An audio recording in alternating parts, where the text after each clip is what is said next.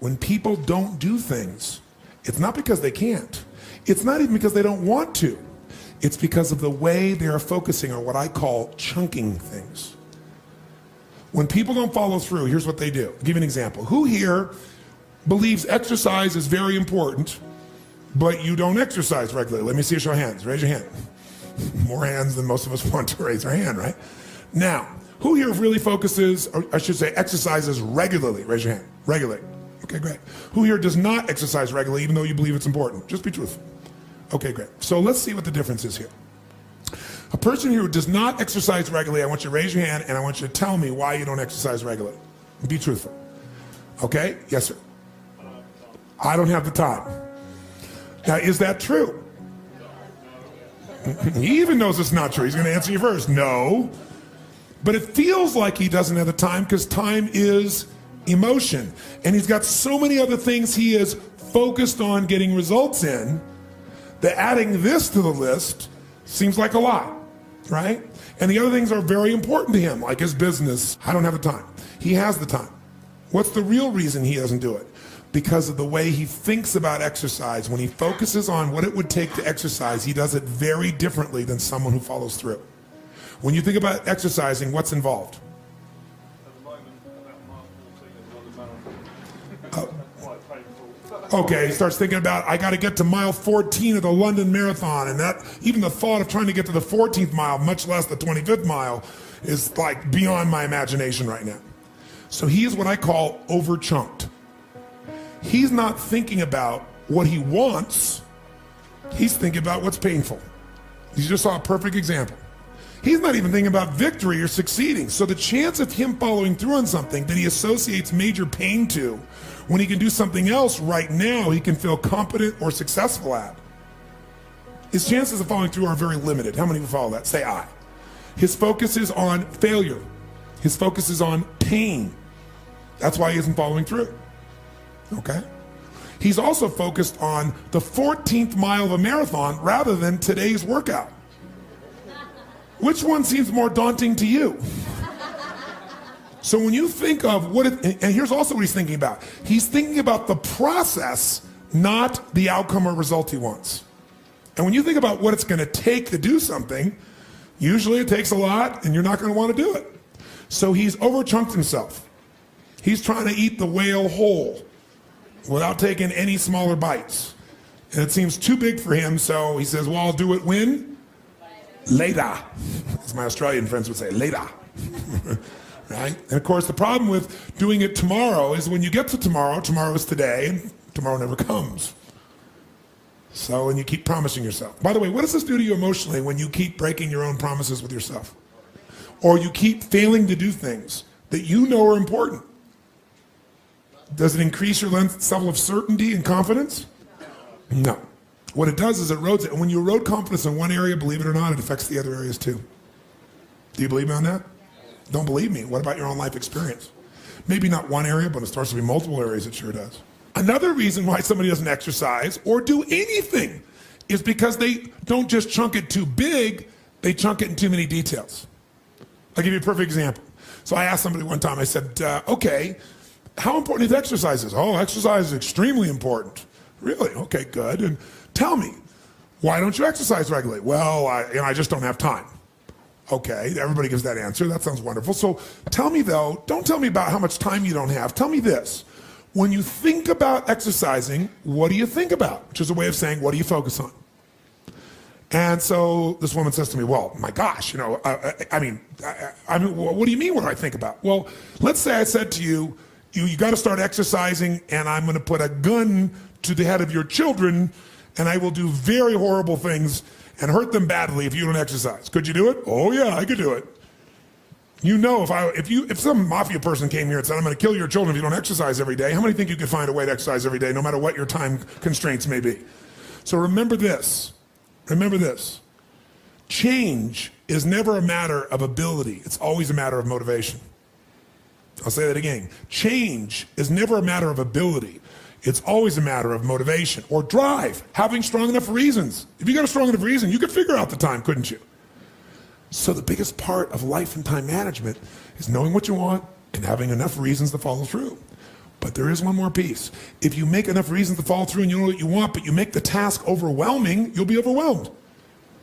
So I said to her, forget what I said. Let's just say you're really going to start exercising. You're going to do it regularly. How would you do it? What's involved with exercising? What's involved with exercising? What do you focus? She goes, well, if I was going to work out regularly, I'd have to find a club to join. I said, okay, well, so then what? She goes, well, you want to know the whole process? Yes, tell me the whole process of what it would take to exercise. She goes, oh my God, I'd have to get on the web and search for like all the exercise places around my home. And then I have to look through those and see which one is probably closest or which one is probably nicest. And I don't really know, so I probably have to search on the web and like read about each of them and get a sense and see the pictures of the place. But of course, it's never the way they really show it to you. They always show you the best pictures. It's not really that nice. So then I have to get in my car and I got to find these places. So I have to Google the location and look it up. And then I drive there. And a lot of times the instructions are wrong on Google. So sure enough, I get the place that's not even the right place. And then I have to call the place on my cell phone. Then after I call the place, I got to write down the directions. Of course, I probably don't have a pen. I mean, you know how it is when you're driving. And so finally I get a pen, I draw down the directions or try to remember in my mind, and I get to the place, and now I got to get a ticket. You know how you get that ticket, and then I got to go find a parking space. And then I find the parking space, and what do I got to do? Now I got to go into this place. And when you go in the place, you can't just go look around. They want to escort you, don't they? Some salesperson wants to escort me, so I got to go with the salesperson. They walk me around, they show me the locker room, and they show me this, and they show me that, and they show me all the stuff. And then let's say I want to even buy it here. I can't just give them a credit card. They want me to fill out a little application. Like I'm 2 years old again. I'm in high school. Oh, come on, give me a break. And then I fill out the application, and I got to pay them, and then they want to sell me a 10 million year membership, and I just want to try this for 6 months. And then after all that, then they want to take a picture that looks worse when you take it than your driver's license. Plus, after that, now what I do? Now I got to flash the card, go into work out. And what I got to do work out? I got to take off all my clothes, and I got to hang them up in this tiny little locker where my stuff doesn't really fit, and it's going to get wrinkled, and I know it's going to fall off, and it's going to get wrinkled. It's going to be terrible. And so let's say now I do that, and so I go to the first station. I got to figure out which station to go to, so now they probably want to give me some trainer who's going to tell me what to do. But let's say I do it on my own. I go to the first station, somebody's sitting, some sweaty, smelly person who gets up and they got sweat all over. So now I got to take my towel and I got to wipe it all off. And then I got to adjust the weight. And then I don't know what the right weight is. I got to adjust it again and get the hassle, figure out how to adjust it. And then I finally do my exercise and then I got to wipe the thing off. And then I got to find the second station and maybe there's somebody there. Maybe it's all sweaty and I don't know the numbers. And after I do all these ones, station after station after station after station, now I got to go to the locker room and take off my sweaty clothes, which I'm going to put in a bag, which I know is going to stink up my car. And then I got to go in and take a shower, and maybe I'll first do a steam room or something, but then I'm going to see body parts of other people I don't even want to see. And then I got to go and I got to do my hair and I got to do my makeup all over again. Got to start all over my makeup, do the whole thing and all these little pieces. And then I got to put on my now wrinkled clothes. And now I can't even just leave. I got to go to the front and I got to get my ticket stamped so I don't have to pay for it. Then I got to find my car, which I forgot where it is. And then I got to show it to the guy and then I drive out. That's what it takes to work out. Well, what does it take to eat? Just do it. What do you mean just do it? Well, I don't know. What kind you want? Italian. Okay, I know 12 places. Let's go. Well, what do you mean? See, eating is one chunk. Exercising is 3,229. Where every little step of what I got to do, I think about all the consequences and the elements and the pieces. And that's why they don't do it. They're over-chunked. What you focus on, you feel. What you feel, you are moved to somehow actuate. Change your question, change your life. When it comes to planning your life, I want to get you to learn to ask 3 questions now. And the first one is not, what am I going to do? And how many understand why now? Say I. The question you want to ask yourself is, what do I want? What's my outcome? What's my result? The word RPM, the first one is to get you focused on the target. The target is not the activity. The activity can change. It's what's the result I'm after. If you know exactly what it is you really want, what you desire, what you're really after, clarity is power. The more clear you are and specifically what you want, the faster your brain can get you there. But if you're generally saying things like, what do I want? Well, I want more money. Fine, here's $1, get out of here. Did you achieve the outcome? Yeah, when you're that general, you think you're not getting your goal, you are. The way you language your goal, the way you think about it, you're receiving it. I want to feel a bit better. I want to lose some weight. Fine, you lost a pound, you're done. Because your brain's like a servo mechanism in a bomb and a missile. The old days, you shoot a missile and the target was going, and if you missed the trajectory, you missed it. Today, what happens when the missile's not on course? What happens? It locks on the heat signature, and what does it do? It moves and follows it. That's the way your brain is if it knows the outcome, if it knows the result. So RPM starts with, I got another result. This is a results planning system. The rapid planning method, but you can think of it as a results planning system. I need to know the result I'm after before I ever ask myself what to do. That takes more time, but it's worth it. Now, for time's sake, I'm not going to do this with you right now, but I'll tell you what I do when I've taught this to people and I've got a full weekend to do this in. Just to give you a picture. If I asked you right now to write out your name, your full name. Now, some of you abbreviate your signature, but write out your full name in cursive. Go and do that one time. Write out your full name in cursive. I can't even use the word cursive. Is that really the word people still use? It means in handwriting, I guess, but in cursive. Just write it out full name, because you can do this later on. Now, if I had you get with a partner, and you can try this later if you want. I'm just going to tell you because I don't want to take the time because we have such limited time today. And I have your partner say to you with a stopwatch here, okay, ready? And I go, go. And you write it out. And you tell me when you're done. I go, stop. And I write down how long that was. So let's say you wrote out your signature and it took 5 seconds. And then say, ready? Write it out. Ready? Go. You tell me when you're done. Stop. And I write down 5 seconds. I have to do that 10 times. You'll find in the beginning, you'll be, let's say, 6 seconds. I'm making it up. Everybody's signature is different. And you probably might get down to as little as 5 seconds. If you have like an iPhone, you could do it as a digital stopwatch. You could see the milliseconds. Then I say to you, I want you guys to write every other letter in cursive. In other words, you're going to write half as many letters. How long do you think it would take to do it? Half as much time? Most of you will take twice as much time in the beginning, and then eventually, what's interesting is, if I do it 10 times, and the last 2 or 3, and this makes no logical sense, and again, I don't want to take the time to have all of you do this 10 times, 10 times, 10 times, but you can go do it on your own, I'll just tell you the result. In most cases, even though you're doing half as many letters, you cut it by 2/3 the time. There's something happens when you break an old pattern and you do it fresh. Your brain over the years has learned ways to move more rapidly since when you did your original signature, and you'll do it in 1/3 the amount of time. It'll take twice as much at first, and then it'll cost you 1/3 amount of time. Now let me tell you why I'm telling you this. The system I'm calling the rapid planning method, by the time I show it to you, you're going to go, this takes more time than just making my to-do list. It will, when? When will it take more time? When? Initially. But once you get it in your nervous system, it'll take you less time because your brain will be thinking in outcomes and not activities. And when you think in terms of outcomes and not activities, pretty soon some of the activities in your list you don't even need to do to get the outcome. You find a better way to get the outcome quicker. Now, how do you do that?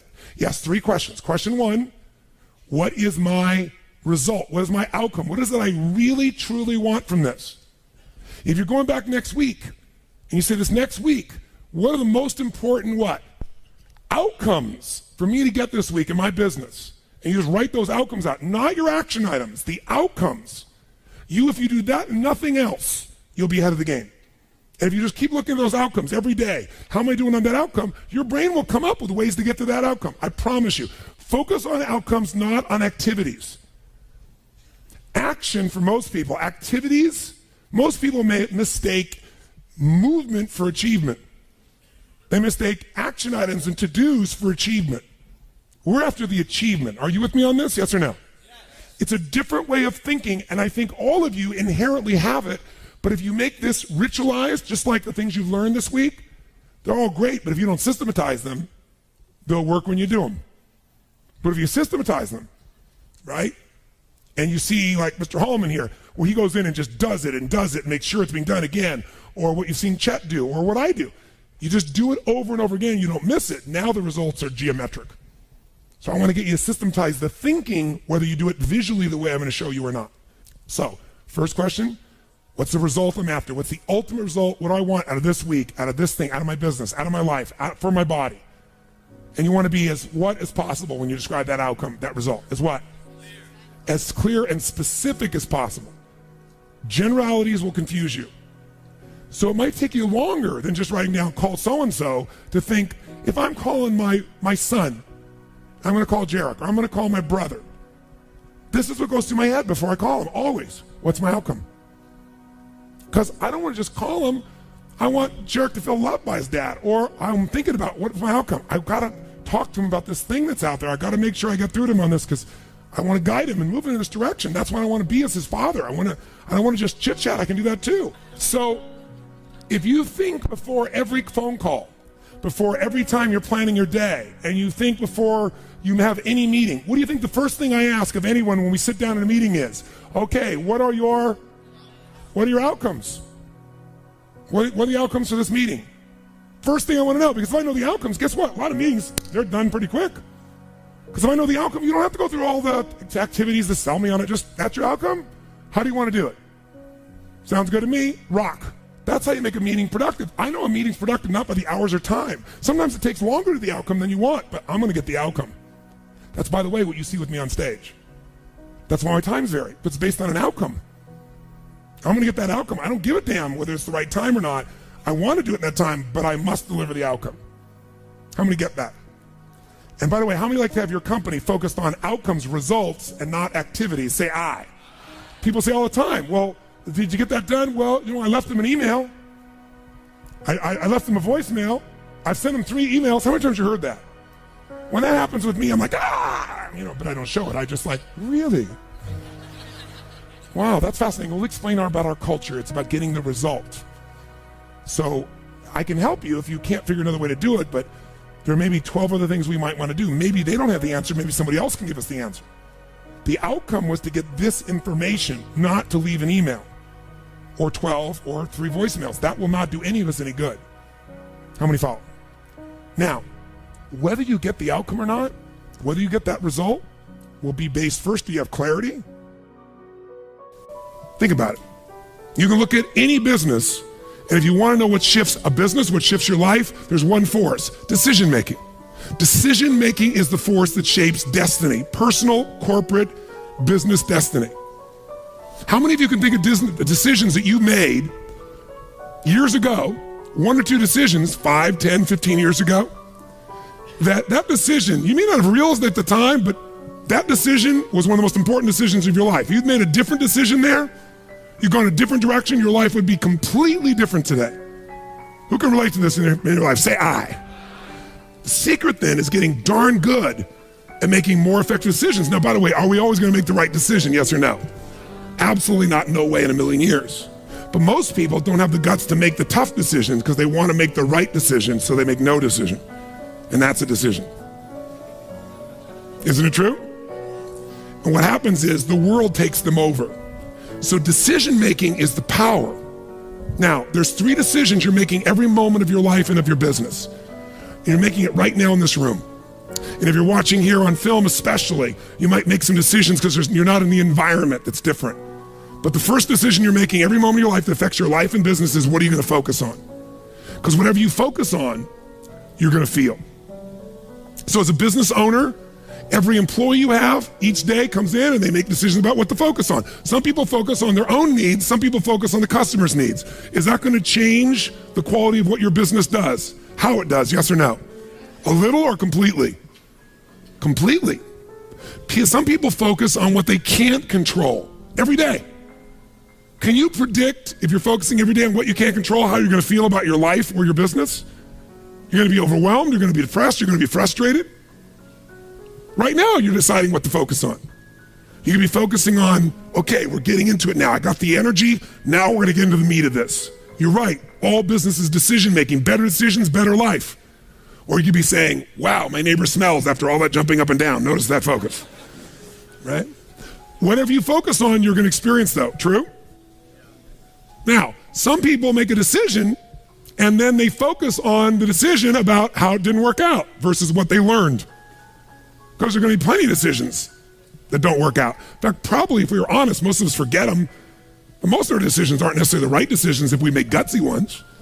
But the ultimate decision is the ability to choose again. So focus is a decision. It's happening right now.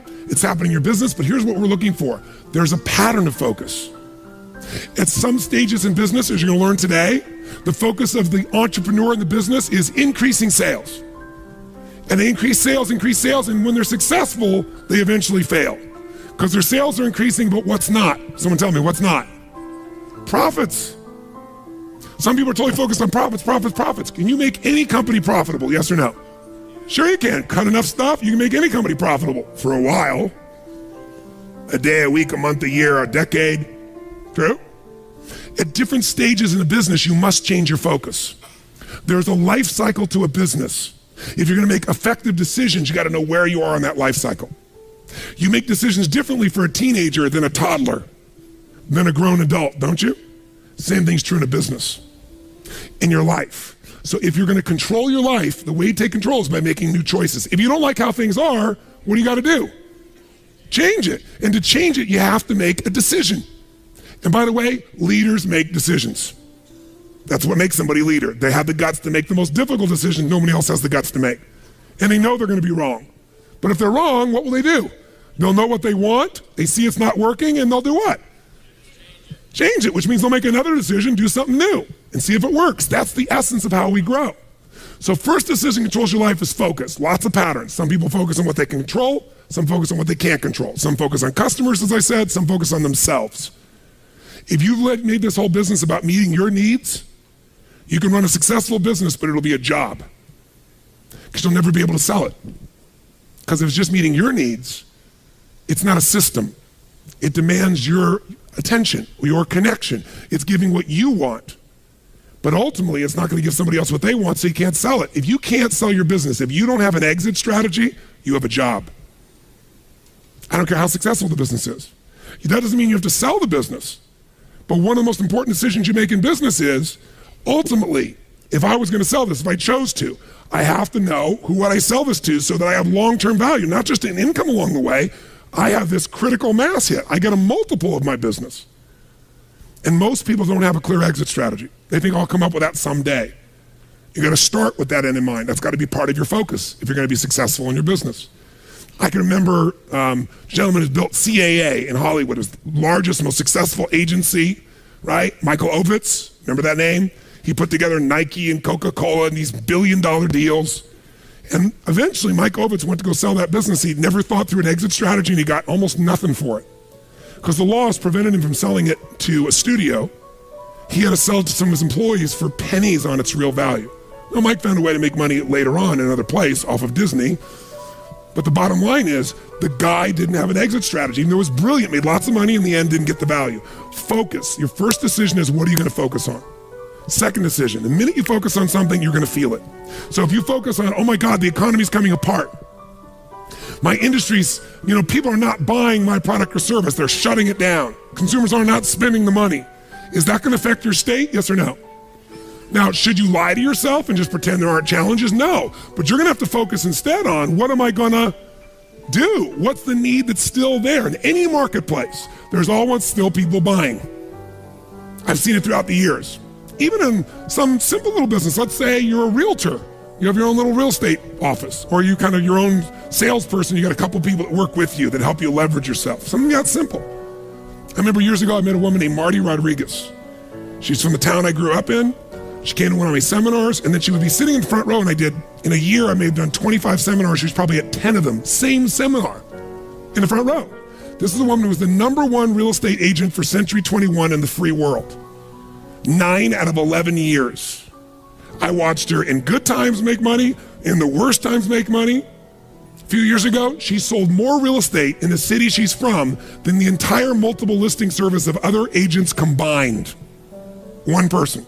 Now she built it into a business. She's got a whole team that runs it, but it's still her. She built the brand. How does she do well when it's going horrible? She says, I love when the economy gets terrible because it gets rid of all those flaky realtors. All those flaky mortgage brokers. There's so many of them. They got in the business, was going up, and they all got successful because they were on a trend. When the trend crashed, they all left me all the business. She loves these times. But the reason is her focus is different. Does that make sense? Completely different focus. So, when you're focusing, you got to decide what I'm going to focus on. But as soon as you focus on something, even if it's not true, you're going to feel it. So if you think someone tells you, someone screwed you over, they took advantage of you, and you're like, what? And you're all upset, and you picture it in your mind, and now you're angry. And then later you go to confront this person, and you find out it wasn't true. Who's ever had something like this happen and felt like an idiot? Raise your hand and say I. But when you focus on it, does it control you? Do you feel it? Yes or no? So just write focus equals feeling. Whatever you focus on, you're gonna feel. And as a leader, you're gonna have to manage those feelings. And you're gonna do it by managing your focus. By the way, if you're gonna lead other people, do you have to create a focus for the company, for the organization to be successful, yes or no? You gotta find yourself, what are people focusing on? It's affecting all the decisions in the company. So as soon as you focus on it, finally get to decision number 2. Decision number 2 is, what does this mean? When you focus on something, you gotta give it a meaning. Is this the end or the beginning? If you think this is the end of your business, the end of opportunity, the end of our economy, are you gonna feel differently and act differently than if you think it's the beginning, yes or no? See, the difference between Joe Kennedy with $4 million in 1929 and Joe Kennedy with $180+ million in 1932, that big a jump, different focus, different meaning. When everybody else said it was the end and they were focusing on how to survive, he was focusing on how to take market share, he was focusing on what the opportunities were. The meaning for him was, is this the greatest opportunity of my lifetime? There'll never be another time like this. And he made enough money in that time that took care of all his heirs after that for decades to come. All because he had a different focus and a different meaning. Listen, if you're in an intimate relationship and you think it's the end of that relationship, are you gonna treat that person the same way as if you think it's the beginning, yes or no? No, somebody's laughing over here, they know, no way. But you know what? In the beginning of a relationship, what will you do for somebody you love? What will you do for them? Come on, what? What? If they say, would you take out the trash? What do you say? I'll take out the trash, of course. What else would you like me to do? Isn't it true? After 3 or 4 years, they say, or 5 or 7, they go, will you take out the trash? Person goes, what do I look like, your janitor? And they go, I don't know what it is. We don't seem to have the same attraction. I don't know what happened. Here's what I tell people. Treat people at the end of the relationship like it's the beginning and there won't be an end. And that's not just your intimate relationship. What if your customers, what if you fell in love with your customers, with your clients, more than your product, more than your company? If your entire life is about meeting their needs, if you would do what for your customers and clients, you would do what? If you love your customers and clients, you do anything, guess what? They're gonna love you. But most people love their customers and clients as long as they buy from them, do what they want, respond to them. And when they don't, they go, that's the end. You want clients for life, not just customers? Fall in love with them. It's a different focus, isn't it? It's a different meaning. And that creates a different life because you make decisions differently from that place. There's another meaning. You know, is this punishment in my business? Am I being punished by God? Or am I being challenged? Or is this actually a gift what I'm facing right now? Whatever meaning you give controls what you feel. And what you feel controls the third decision. What are you gonna do? Right? The minute you give it a meaning, you get a feeling. When you get a feeling, you're gonna do something. You're gonna take action, you're gonna pull back. A whole economy is driven by this. People start focusing on, oh my God, maybe this is gonna go on forever. Maybe I'm not gonna get what I need. This might be the end of the way things are. I better pull in my reins. I better not spend this money. I better not take any action. And it becomes a self-fulfilling prophecy. How many know what I'm talking about here? So decision-making is your power. You wanna change your business? Think about whatever's changed your business in the past. I guarantee what's changed your business is some decisions you made. You made some decisions that shifted your business in a radical way. Changed things in a way that shifted the game for you. Decisions about people, decisions about products, decisions about marketing or promotion, decisions about locations, decisions about what you're gonna offer, your offerings. Decisions, you wanna change your whole business, you can do it next few days just with some new decisions, but you're gonna get stimulated, all kinds of decisions to look at. You gotta decide which ones will make the biggest difference. Today, again, is gonna help you understand where those decisions need to be focused based on where you are in the life cycle of your business and where you are in your personal life cycle. By the way, do you make decisions differently? Do you look at time differently when you're 20 than when you're 30, than when you're 40, than when you're 50, than when you're 60, than when you're 70, yes or no? It'll affect your decisions.